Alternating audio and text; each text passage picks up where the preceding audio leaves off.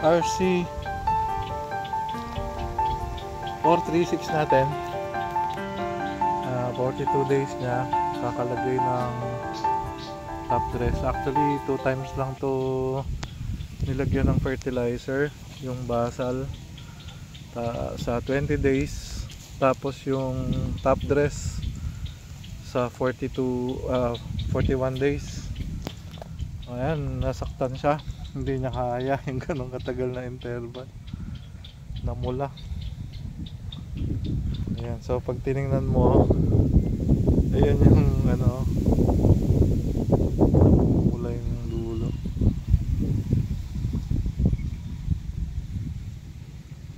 Maliliit yung puno.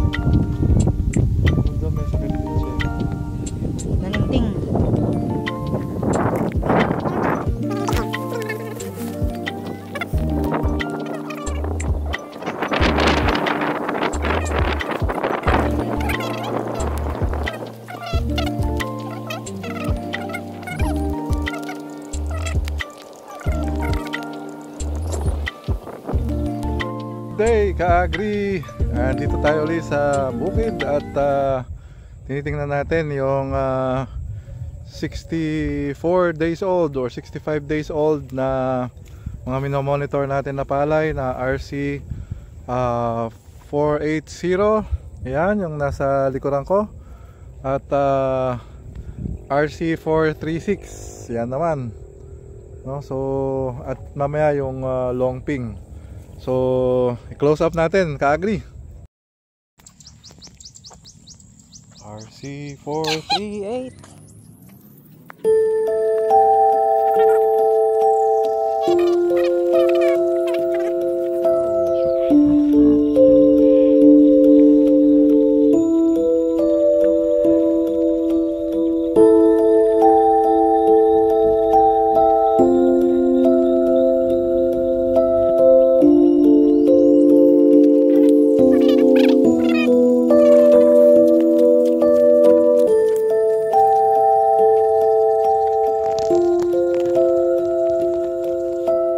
Good day mga ka-agri.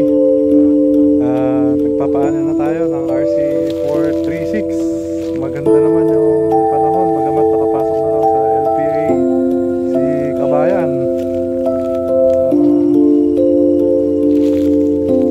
Mamaya i-update kita sa kung ilang tonelada yung inaani natin. Kasalukuyan ay meron na tayong 132 kabans na naani, pero hindi pa tapos.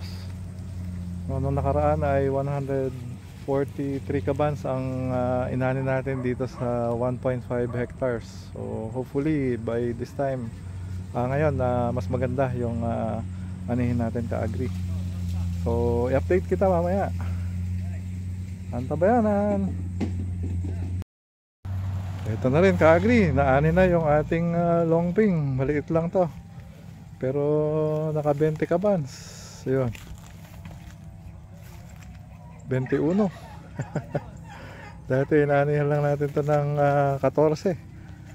Sulong.